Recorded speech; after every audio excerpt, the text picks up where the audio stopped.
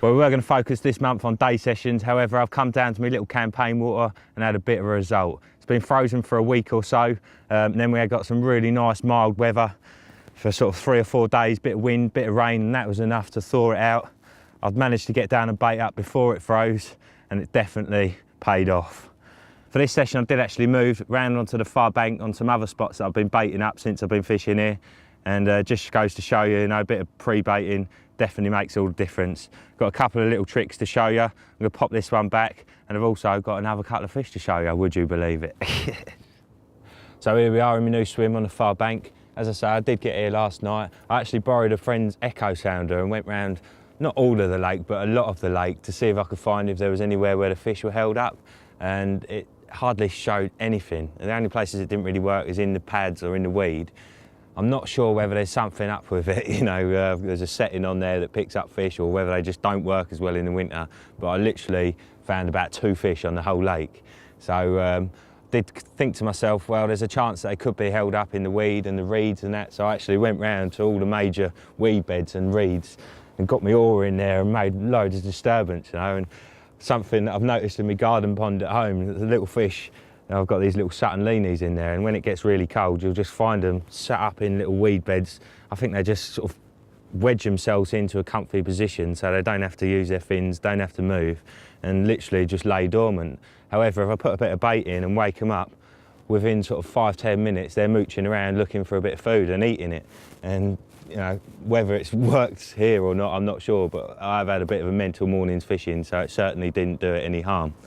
So when I got round here last night, I flicked 3 rods out in 3 different areas. One out to the corner of that island, well, sort of a rod length off of it. One in the corner of this island where there's some old pads, again, a rod length off of that. And one down this little channel down the back here, just off an overhanging bush. First bite came to the middle rod, this one. And then literally, as I say, it wasn't that much longer till I had the next bite, so I thought, well, I haven't had anything on the other rods, I'm going to move another rod to that spot, and that's a real key thing in winter.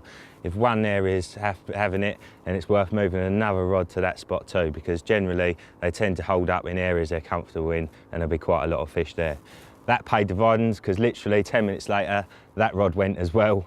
And yeah, I mean, look, I've got, got an awesome 20-pound koi in here, got a nice sort of upper double common, and I've also got another 20-pounder as well. So it's literally been pretty much non-stop since first light this morning. Well, my hands are just about warmed up after that last fish, but it's time to get them cold again. Let's check out these little babies. Well, there you go, there's the mental looking linear. First saw this one when Dick had it on my rods a couple of months ago. And when I saw it, I thought, I'd really like to catch that one. Absolutely mad looking fish, being that it's a linear and a ghost carp. Bit of an odd one, but quite like the odd ones. Being an odd one myself.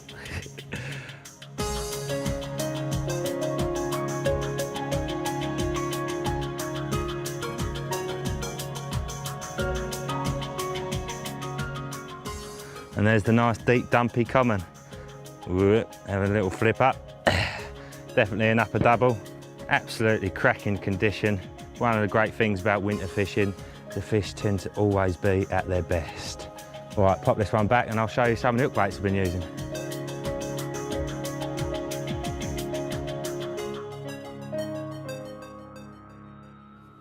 And one thing I do like to play around with in winter is my hook baits. Well, to be honest with you, that's probably any time of the year. Even if I'm putting out a food source bait, I still like to mess around with different ones over the top of it. One of the ones that served me well over the years is the old pineapples, the mainline pineapples. I don't know what it is about them, but there's something that carp absolutely love. I've caught loads of fish on these in the winter, especially. One thing I've noticed with these bright baits is that they don't tend to work so well at night. Brilliant in the day, which just goes to show you, it must be a lot of it is down to the visual thing. They see that, it grabs their attention, and they home in on that hook bait.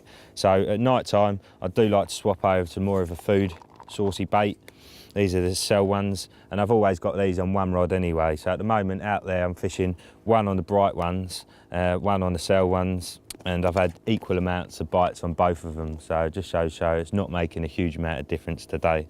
Something I do like to do with these pineapple pop-ups is to keep re-glugging them. So I get myself a bottle of the mainline pineapple flavour, add a little bit, give them a good shake, let them absorb it, and they'll like literally dry out after a few days or so.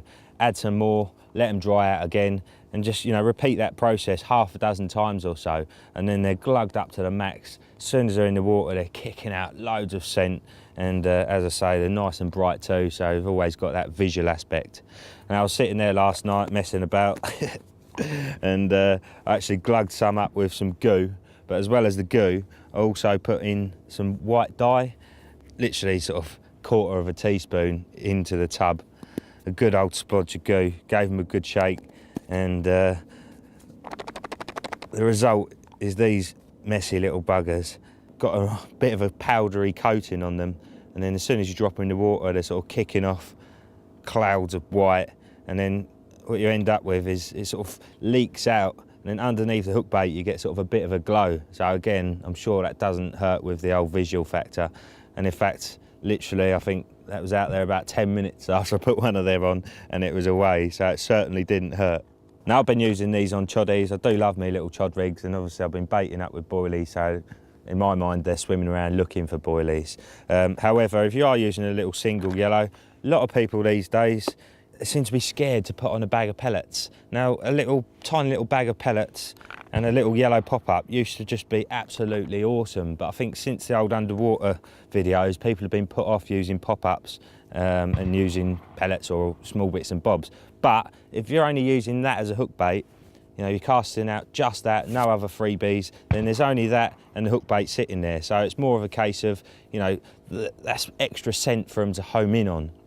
And they're homing in on that scent, and then there's a massive bright yellow pop-up in their face, so that's what they're going to be going for. Obviously with pellets, you know, they're quite oily, so it's not particularly good for the fish at this time of year. However, in small amounts, it's absolutely fine. And a lot of people won't use oily pellets in the winter, but carp still find them really attractive, you know, and there's still a really massive edge, but only in small amounts. Now, I wouldn't use one of them little bags with a chod rig, because obviously it's just going to pull up the line and it's just not going to be presenting itself well. However, tiny little short pop-up or a little balance bait, something like that, is absolutely ideal. And in fact, that's exactly what I've been doing on my third rod in this session, just roving it about every couple of hours, little bag of pellet, little hook bait, and in fact, it's been on the same spot for 2 hours and I ain't had a bite, so it's best I reposition it right now. Well, here we go. Here's my little Roy of the Rovers ready to go. Roving tactics, definitely something that works a lot in winter. As I said, they do tend to hold up in certain areas, and if you're not fishing in that area, chances are you're not going to get a bite. So it's worth hunting them out, basically, moving your rods every couple of hours. And that's exactly what I'm doing with this one now. I've got a little bag of pellet on there, little half a 10mm boilie and half a 15mm cell. So it's got the scent there that I've been baiting up with, but it's also got that little sight bob on the top there. Just going to flick this one off the corner of that island there. There's some dyeing pads. Another good little tip for you, actually. It's worth taking a photo in the summer when everything's at its fullest, you know, so you've got all the weed beds, the reeds and the pads, and then, you know, you can reference that in the winter and know exactly where they are, because obviously they will die back. This year, we haven't had a huge amount of heavy frosts, and as a result, you know, there's still a lot of weed about.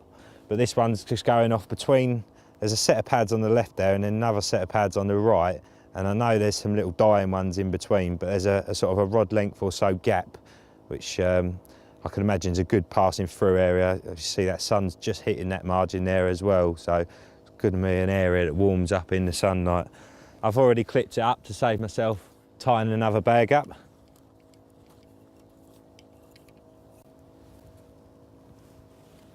Don't want it too tight, about a rod length or so off. Pull it back a little bit and swing it down. Lovely. Slacken it off, and that's a good one. Another thing I've found in a lot of swims on this lake is you've got this weed in the margins, which is a bit of a pain, so it's worth taking the time to make sure there's enough slack the other side of that weed. Otherwise, if you tighten your line up and it's all sitting tight in this weed, you're going to get a real bad line presentation. So if you give it plenty of slack, you can actually sort of flick your rod, if you like, and you can see that line just looping up there. So it's got plenty to sink the other side of that weed. Pull loads off, give it 5–10 minutes to settle itself into the bottom before messing about with a buzzer. I've still been fishing over a little bit of bait. When I got here last night, I sort of put 30 baits out over each rod, and then pretty much every time I've had a bite, I've topped it up with the same amount. One little thing I've been adding to my baits is a little bit of the stick mix liquid, the Cell one, proper thick, gloopy, coconutty stuff. Just add a bit of that to the old bottom baits, give them a shake up, and then it obviously just coats them, and you've got that proper, horrible, sticky layer. Now, as soon as they hit the water, it's going to flush off, but what it's going to do is leave all them little scent trails throughout the water column. So if there are any fish within that area, there's little bits of scent there to just turn them on and make them want to feed. Now, obviously it is a little bit messy, but it's nothing that a bit of water won't wash off. So literally 4 baits at a time, and then you get a bit of a spread. You want the fish swimming about, picking them up, looking for them. But what you don't get then, if you put a big catapult full of baits in, is you get a big old, you know, and it could potentially spook any fish that are there. So a few at a time, like I say, 20, 30 baits, just topping up the spot. Seems to be enough to keep them interested. Well, there we go. This one rounds off an absolutely awesome winter session. 3 mid-20s and an upper double common. Can't knock that at all, can you? Just shows you what a bit of bait application, a little bit of effort, and some awesome, tasty hook baits can do. Result.